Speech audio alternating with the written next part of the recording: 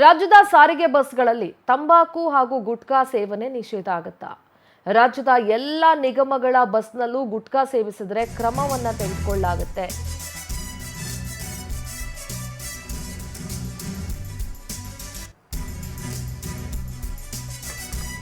ಸಾರ್ವಜನಿಕ ಹಿತದೃಷ್ಟಿಯಿಂದ ಸಾರಿಗೆ ಇಲಾಖೆ ಇಂಥದ್ದೊಂದು ನಿರ್ಧಾರವನ್ನು ತೆಗೆದುಕೊಂಡಿದೆ. ಬಸ್ಗಳಲ್ಲಿ ತಂಬಾಕು ಧೂಮಪಾನ ಮಾಡೋರ ವಿರುದ್ಧ ಕ್ರಮ ತೆಗೆದುಕೊಳ್ಳಲಾಗುತ್ತೆ. ಸಾರಿಗೆ ನಿಗಮಗಳಿಗೆ ಸಾರಿಗೆ ಸಚಿವ ಭಾರತಿ ಸುರೇಶ್ ಸೂಚನೆ ಕೊಟ್ಟಿದ್ದಾರೆ. ರಾಜ್ಯ ಪೊಲೀಸ್ ದೂರುಗಳ ಪ್ರಾಧಿಕಾರದ ಸದಸ್ಯರಿಂದ ಮನವಿ, ಕ್ರಮಕ್ಕೆ ಆಗ್ರಹ ಮಾಡಿದ್ರು ಮೋಹನ್ ಕುಮಾರ್ ದಾನಪ್ಪ.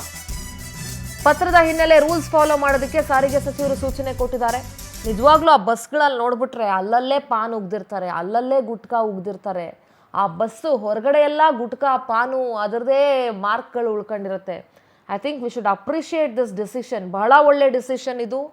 ಆ ಗುಟ್ಕಾ ಪಾನ್ ತಿಂತಾ ಇದ್ರೆ ಅಕ್ಕಪಕ್ಕ ಕೂತವ್ರಿಗೂ ಒಂಥರ ವಾಕರಿಕೆ ಬಂದಂಗೆ ಆಗ್ತಾ ಇತ್ತು. ಸೊ ಬಸ್ಗಳಲ್ಲಿ ಇನ್ನು ಮುಂದೆ ಗುಟ್ಕಾ ಪಾನ್ ಏನಾದರೂ ಸೇವಿಸಿದ್ರೆ ಕ್ರಮ ತೆಗೆದುಕೊಳ್ಬೇಕಾಗತ್ತೆ.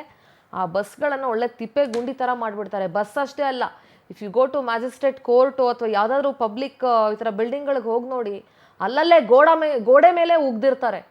ಬಹಳ ಅಸಹ್ಯ ಅದು. ಸೊ ಇಂಥದ್ದೊಂದು ಡಿಸಿಷನ್ ತಗೊಂಡಿದ್ದಕ್ಕೆ ಸಾರಿಗೆ ಇಲಾಖೆಗೊಂದು ಹ್ಯಾಟ್ಸ್ ಆಫ್ ಹೇಳಬೇಕು.